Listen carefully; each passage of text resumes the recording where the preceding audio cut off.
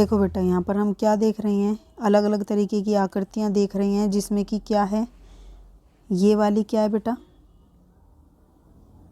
इसकी चारों भुजाएं बराबर हैं, तो इसको क्या बोलेंगे, सम चतुर्भुज। ठीक है, सम चतुर्भुज। ओके, अब नेक्स्ट क्या है बेटा, नेक्स्ट यहाँ पर आप ये वाली देख रहे हो, ये जो है बेटा आपकी 1 मिनट, ये होएगी। ठीक है, जो ये वाली आकृति है इसको क्या बोलते हैं, समलम, समलम। ठीक है, या एम में लगा लो, समलंब। ठीक है, और ये वाली आकृति बेटा तो सब जानते हो, इसको क्या बोलते हैं, वर्ग। ठीक है, और इस वाली को बेटा हम क्या बोलते हैं, त्रिभुज। आप चाहो तो ये डायग्राम बना के भी बता सकते हो, और नहीं तो अलग से लिख सकते हो नंबर वाइज, और इनके आगे उनका डायग्राम ऐसे बना सकते हो। ठीक है,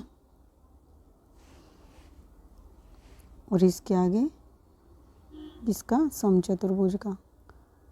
ठीक है, ये थोड़ा सा टेढ़ा होता है, नहीं तो ये वर्ग ही कहलाता। उसके अलावा बेटा और क्या दिख रहा है, ये वाला दिख रहा है, इसको क्या बोलते हैं बेटा, इसको हम पतंग बोल देते हैं। आप इसको पतंग भी बोल सकते हो, और इसको क्या समांतर चतुर्भुज भी बोल सकते हो, दोनों ही चीज़ें सही हैं, गलत नहीं है। ठीक है, समांतर चतुर्भुज। ठीक है, जय पीछे लगा लेना। तो ये इसमें 5 तरीके की आकृतियां हैं, और भी आपको दिखती हैं तो आप और भी लिख सकते हो।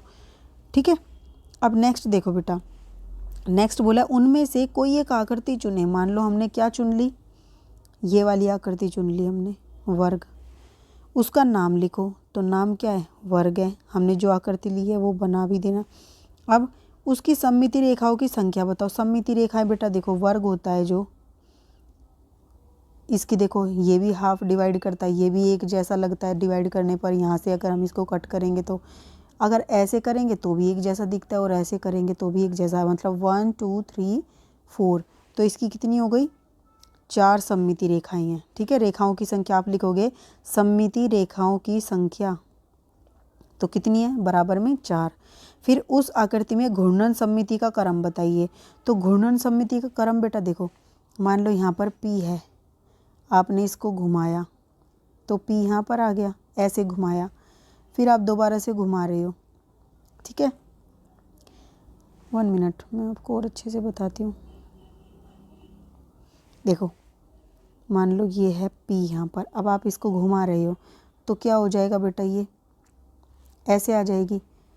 देखो है तो सेम ही, फिर इसको दोबारा से घुमाते हो तो क्या होएगा बेटा, ये आपकी ऐसे आ जाएगी, और ऐसे फिर से सेम आ गई, फिर इसको दोबारा से घुमा रहे हो। ठीक है, तो दोबारा से घुमाने पर क्या हो रहा है बेटा, ये ऐसे हो जाएगा, और P यहाँ पर आ जाएगा, ये भी सेम है। फिर दोबारा से घुमाओ बेटा, दोबारा से घुमाने पर ऐसे, और ये P यहाँ पर देखो जैसा ये था वैसा ही आ गया, यानी कि 1 2 3 और 4, मतलब कि चौथी बार में हमारा सेम आ गया, यानी कि हमारी टोटल घूर्णन सममिति कितनी हो गई, का क्रम क्या हो गया, 4। 4 बार घुमाने पर हमें पहले जैसी आकृति मिलेगी, तो क्या होगी, 4 लिखोगे। घूर्णन सममिति का क्रम कितना है, 4। फिर अपने आसपास की ऐसी वस्तुओं के नाम लिखो जिसमें सममिति हो। बेटा आपके आसपास जो भी हो जिनमें सममिति हो वो आप लिख सकते हो, जैसे कि लूडो में जो डाइस का इस्तेमाल करते हैं वो। ठीक है, डाइस।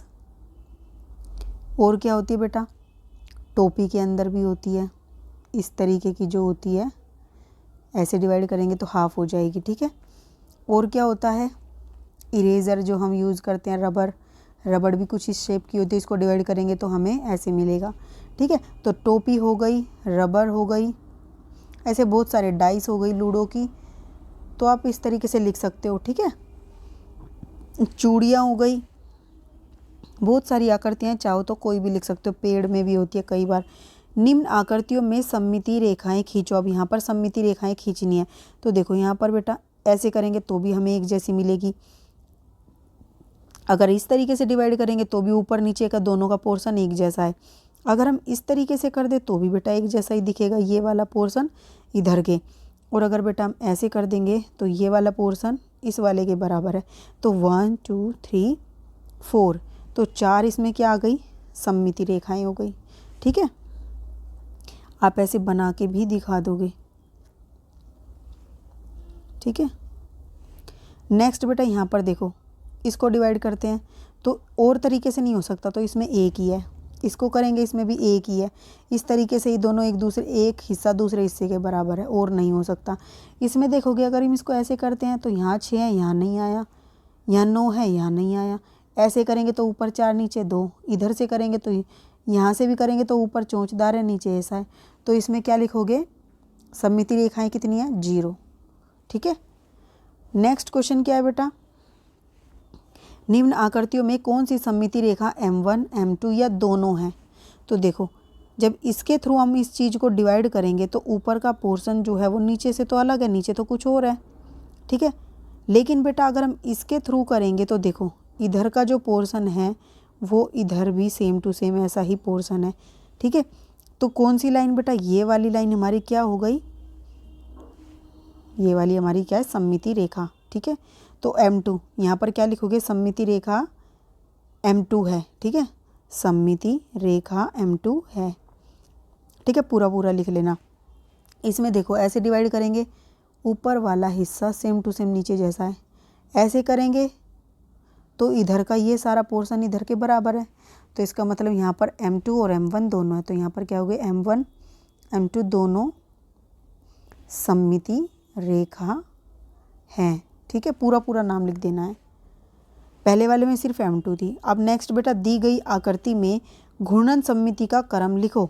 घूर्णन सममिति का मतलब बेटा देखो, इसको कितने पे घुमाएंगे हम, कितनी बार घुमाने पर पहले जैसी मिलेगी। मान लो यहाँ P है, एक बार ये घुमाएंगे तो ये इधर आ जाएगा और ये वाला इधर आ जाएगा, ये इधर आ जाएगा और ये इधर। ठीक है, एक घुमाने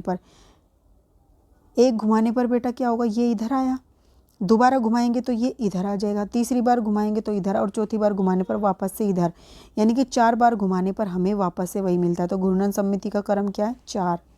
ठीक है, घूर्णन कोण की माप बेटा क्या होगी, ये देखो ऐसे होता है। यहाँ से अगर हम शुरू कर रहे हैं तो यहाँ से वापस इसी पॉइंट पर आने में 360 का एंगल होता है, 360 डिग्री का। तो हम सिर्फ कितने से घुमा रहे हैं कि हमें पहले जैसी आकृति मिल रही है, मतलब तो 4 इसका क्या है, क्रम है, मतलब 4 बार ऐसे घुमाया तो भी पहले जैसा, फिर ऐसे। ठीक है, तो इसको 4 से डिवाइड कर दो, यानी कि हमें कितने एंगल पे घुमाने पर वैसी आकृति मिल रही है, 90 डिग्री के कोण पर। ठीक है, तो 90 डिग्री क्या हो गया, इसका घूर्णन कोण का माप हो गया। ठीक है, तो आप लिखोगे घूर्णन कोण का माप 90 डिग्री है। ठीक है, ये थी बेटा आपकी आज की वर्कशीट। उम्मीद करती हूँ आपको अच्छे से समझ आई होगी। फिर भी कोई डाउट हो तो कमेंट बॉक्स में पूछ लेना। इस वीडियो में इतने, अपना नेक्स्ट टॉपिक हम अपनी नेक्स्ट वीडियो में करेंगे। तब तक के लिए ऐसे हंसते रहिए, मुस्कुराते रहिए, पढ़ते रहिए और आगे बढ़ते रहिए। Thank you.